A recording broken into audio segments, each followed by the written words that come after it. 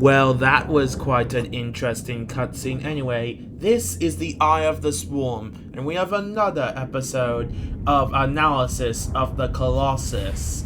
And as we see the statue of the Shadow of the Wall being destroyed, we'll hear from Dorman once again on what Colossi will be dealing with. And well, this one, I'll just say, is a bit more reptilian. Anyway, what do you have to say, oh Sky Tower? Thy next foe is the land where trees very grow. It sleeps in a dry lake bed. a rude awakening.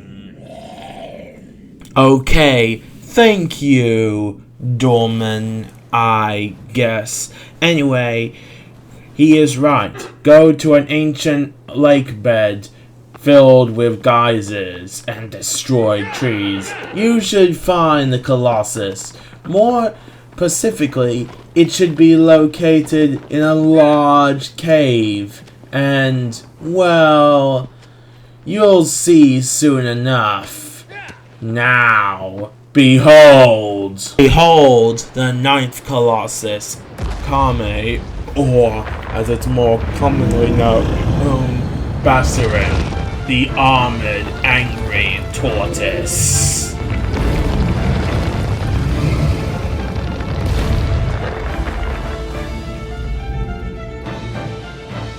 And the second Colossi that has an energy attack. In this case, a few energy balls from its tip, which can do a lot of damage if you do not run away fast enough. Anyway, we'll talk about the fight later in this video. For now, let's talk about its concept art. In terms of concept art, I couldn't really find much other than these early test screen images. And, well, you can clearly see that Basaran looks very different from what he did in the final design. Though, eventually, he went back to what we see in the game. And, yeah, these are a bit weird, and I'm not using them at all for my design. Anyway, let's move on to size. In terms of length, it is pretty good. I mean, 58 is a pretty nice height. And around the same size as one of the medium-sized Titans from Attack on Titan, around 25 meters. And a width around 38 meters, 0.6, whatever. A pretty good size. Now, let's move on to his name. The word Basaran is simply, well, it means dirt and other things. Even its developer name literally translates to a landfill. Anyway, let's go on to how we fight him. The power of the earth shall shake even the Colossus. Thank you, Dorman. You can either use anger on yourself to get that boat, throw into the geysers, and when the geyser shoots at its underbelly, hit the glowing parts. That you have to hit both of the glowing parts in order to cover. I don't know if you do this first, but I like to be a bit more efficient. Then, he will fall over on top of his belly, and you will be able to climb up the giant tortoise. Though, the main goal is to get on top of the shell, but as this footage shows, it's pretty hard to do that. I'm also trying different legs, but I wouldn't suggest this.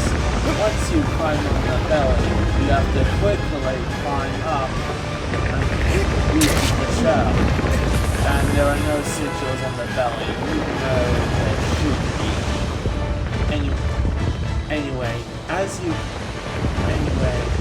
get to the point where you see the 3 rows. Once you get there, climb onto them, until you reach the shell. And what?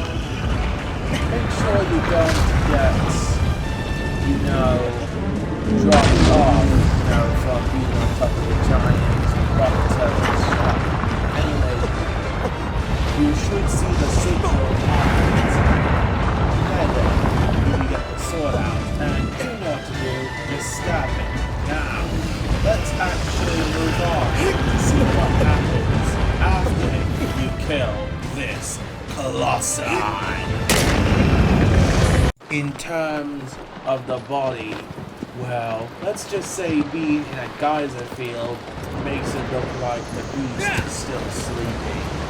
And there's not much really to say other than the fact that both eye holes are still there and the majority of the head seems okay. You can see the full shell is somewhat intact. The tail might be buried underground, and one of the legs might be covering it. But yeah, there's not much left of the great tortoise.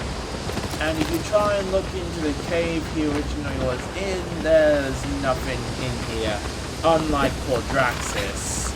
And before we go on to my design, there actually is another attack he'll do other than his laser shot, and I'll show you it right now. Interesting. Now let's look what I have done. In terms of the physical appearance, not much. I mainly have this little glow it has around its mouth, similar to some other colossi with glowing parts. And if you look at this front view, you can clearly see its most notable face. Anyway, I kind of like what I've done somewhat, even though it doesn't have the brilliant patterns as other colossi. And I hope the lines here, which will be seen on this one, as well as all future colossi, would help. Especially since the next one is my favorite. Overall, I'm somewhat more indifferent to this colossus. Not much, I have to say. And while it might be somewhat of a difficult fight, it's not necessarily bad. Now, you know what to do. Like, comment, and subscribe, and let's watch this overgrown rock turtle die.